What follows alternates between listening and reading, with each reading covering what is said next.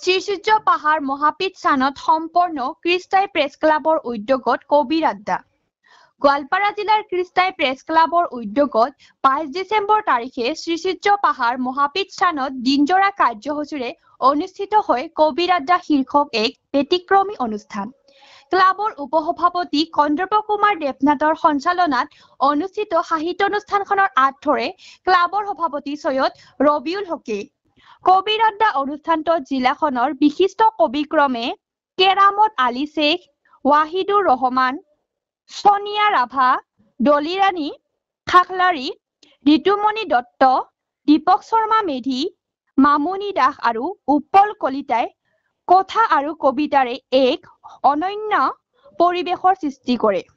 হাবৰাঘাট মহাবিদ্যালয় কৃষ্টাৰ অধ্যক্ষ ডক্টৰ মন্টু কুমাৰ দাস আৰু শ্ৰীসূৰ্য মহাপীঠ স্থানৰ পৰিচালনা সমিতিৰ সম্পাদক হৰমোহন কলিতাই ভাষণ প্ৰদান কৰা অনুষ্ঠানখনত শলাগল শৰাই আগবঢ়াই সভাপতি সৈয়দ ৰবিউল হকে।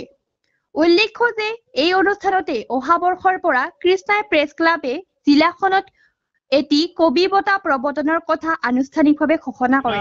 সাবজেক্টটো দেখি বিষয়বস্তুটো দেখি চকুটোটা এন্ধা হৈ আহিছে যে মই বৃক্ষৰ ছায়া গতিকে আমি আমাৰ ধাৰাও বাদ দিব লগা হৈছে। নৱপ্ৰজন্মক আকৰ্ষিত কৰাৰ কাৰণে আমি গৱেষণা কৰিব লাগিব, অধ্যয়ন কৰিব লাগিব আৰু নৱপ্ৰজন্মই কি বিচাৰে সেই হিচাপে আমি সাহিত্যিকসকলে কবিসকলে যদি আমি কৃষ্টাই প্ৰেছ ক্লাব এনেকুৱা এটা অনুষ্ঠান যিটোৰ এটা বিশেষ পৰিচয় আছে, সেইটো হ'ল অগতানুগতিক অনুষ্ঠান আয়োজন কৰা। আৰু ইয়াত আজি যিটো অনুষ্ঠান আয়োজন কৰিছে নিশ্চিতভাৱে ইও এক অগতানুগতিক অনুষ্ঠান। সুবিস্তীৰ্ণ সেউজ বিদীৰ্ণ কৰি বৈ অহা নদীখনৰ দুয়োটা পাৰত এক সময়খণ্ড ৰৈ থাকিল। বুৱতী নদীখন বৈ থাকিল জীৱনৰ সাধু কথা কৈ। পূৰ্বৰ বুটলি নৈখনে লুইতৰে লৈ যাব বিচাৰিছিল গংগা কাবেৰী হৈ মহাসাগৰলৈ। আজিও নৈখনে চিঞৰি থাকে সেই গছজোপাৰ তলত, উঠ কিমান শুই থাক তই, তোৰ কৰঙনত সোমাই ৰোৱা বাহিৰটো উলিয়াই ল।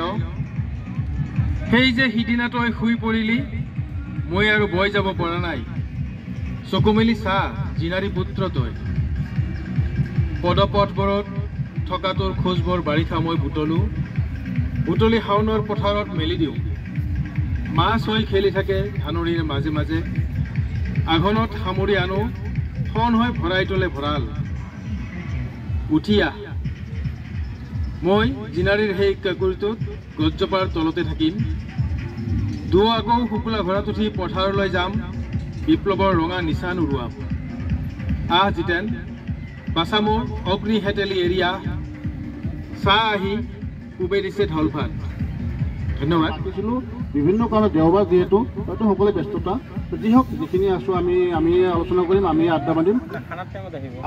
আৰু সকলোৱে হয়তো ভাবিছে যে যিহেতু খোৱা বোৱা হ'ব, কবিতানো কি শুনিম, গতিকে খোৱা লোৱা যাম, সেইটো বেলেগ কথা।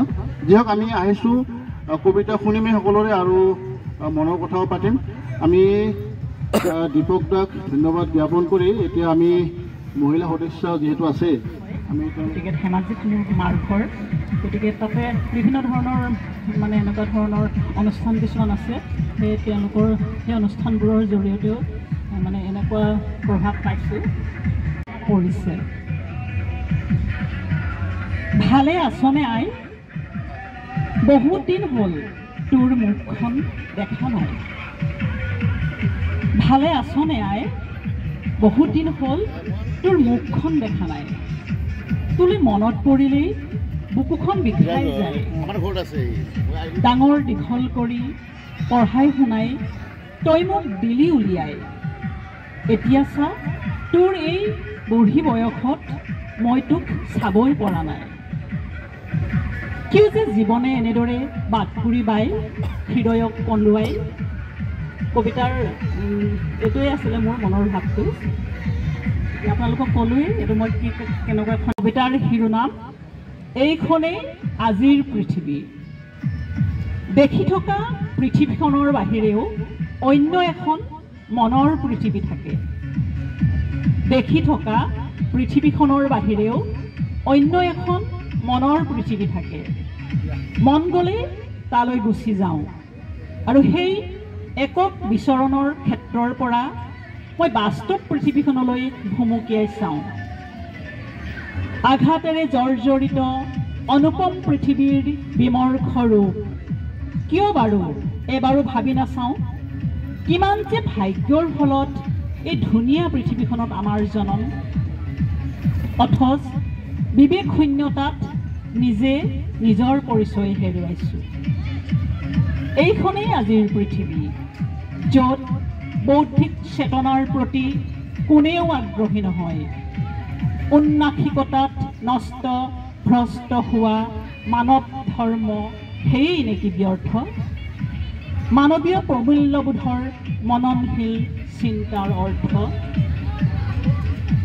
দেখিছোঁ অবিশ্বাসে চানি ধৰা হৃদয়ৰ দূৰত্ব, অহংকাৰত মত্ত মনৰ বন্য উল্লাস, আত্মকেন্দ্ৰিক ইচ্ছাত বিনষ্ট কৰা সংস্কাৰৰ কৰুণ বিৰাগ, চৌদিশ উত্তপ্ত হত্যা লুণ্ঠন ধৰ্ষণ বিচ্ছিন্নতা আদিৰ কি যে নিৰ্লজ প্ৰকাশ। এতিয়া সৰ্বত্ৰ ৰাং কুকুৰৰ সন্ত্ৰাস, এই লাইনটো মই বিশেষকৈ মানে সেই মৌমিতাৰ হেৰিয়ত এই লাইনটো মই লিখিছিলোঁ। এতিয়া সৰ্বত্ৰ ৰাং কুকুৰৰ সন্ত্ৰাস, কোমল মঙহৰ সোৱাদ বিচাৰি উন্মাদ, যদি পাৰা মোক ধুনীয়া পৃথিৱীখন উভতাই দিবা আৰু বিশাল আকাশ অনুৰোধ কৰিছোঁ কৃষ্ণ বৰ্ণ মেঘেৰে নাথাকিবা। মোক সেই প্ৰেমৰ সংজ্ঞা দিয়া যি নিস্বাৰ্থ প্ৰেমে সময় বা বয়সৰ পৰিধি নোজোখে। মোক সেই প্ৰেমৰ সংজ্ঞা দিয়া যি নিস্বাৰ্থ প্ৰেমে সময় বা বয়সৰ পৰিধি নোজোখে। অগাধ ভালপোৱাক স্বাৰ্থন্বেষী মনে ঢাকনিৰে নাথাকে, য'ত মুখা পিন্ধা স্বভাৱে জীৱনৰ ৰং ঠান বান নকৰে। দেখি থকা পৃথিৱীখনৰ বাহিৰেও অন্য এখন মনৰ পৃথিৱী থাকে, মন গ'লেই তালৈ গুচি যাওঁ আৰু সেই একক বিচৰণৰ ক্ষেত্ৰৰ পৰা মই বাস্তৱ পৃথিৱীখনলৈ ভুমুকিয়াই চাওঁ। আচলতে এনেকুৱা এটা মানে আমি হয়তো প্ৰত্যেকে সংগঠিত কৰি আহিছে। তেখেতসকল যে কিমান সৃষ্টিশীল, তেওঁলোকৰ মনত কবিতা থাকে, গদ্য থাকে, পদ্য থাকে। জানানে জীবন মনত বদ্ধ, কৰবাত চলে উচ্ছেদ, কৰবাত চলে কন্দুৱা গেছ, কৰবাত এইটো মাহৰে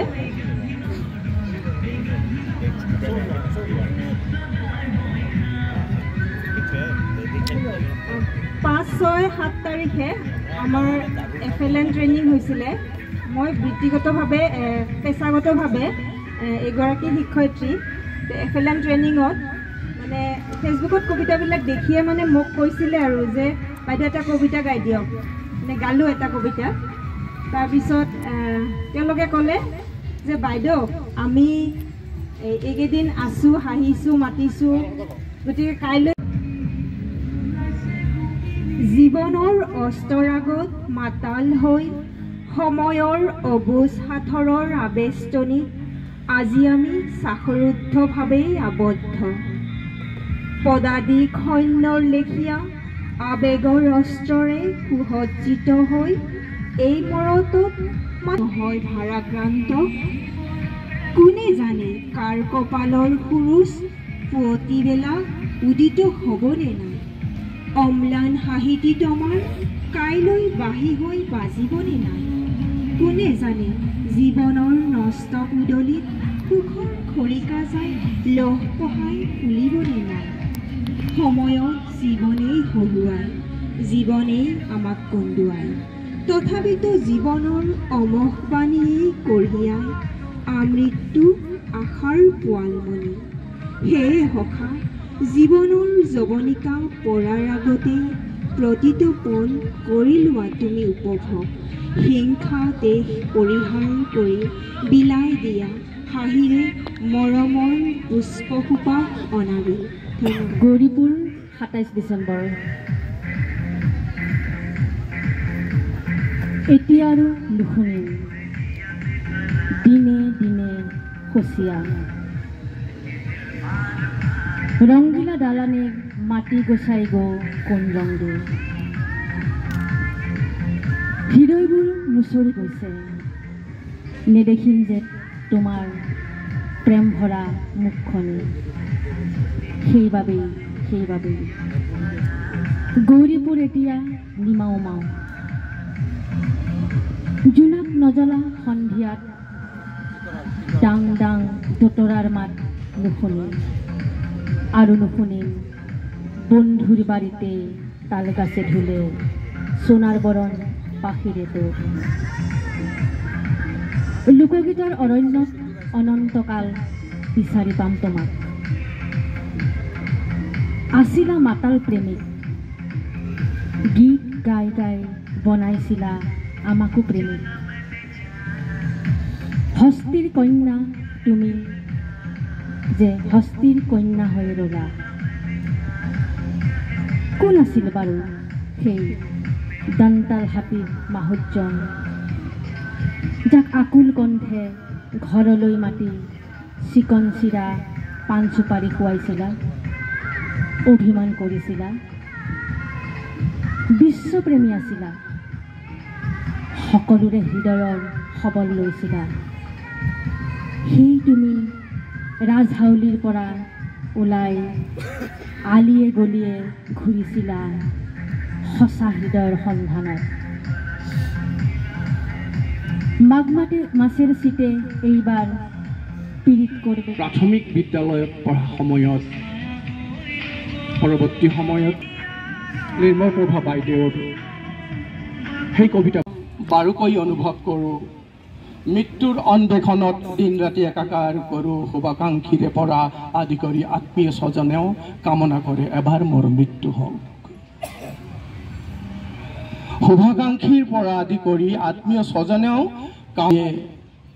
আইএমৰ মৃত্যু বিচাৰে উপাসনা থলীৰ চাকিত দেউতাই সেয়া বিচাৰিব কয় মনোবলৰ সৈতে সংগ্ৰামত মৃত্যুৰ অন্বেষণকাৰ গঁৰালত বান্ধি থৈছিলোঁ পাহৰিব নোৱাৰা বিমূৰ খৰাতি আদ হেৰুৱা টোপনিৰ বাটত তই নাহিবি উভতি ঘৰ আইৰ শিতানত আতম টকাৰেকৈ বান্ধি ৰখা বৰপিতীয়া সোণাযোৰ আৰু ফপলা খাৰু কাটা বাজুযোৰাৰ লগতে কাঁচা টাকা কেইটিমান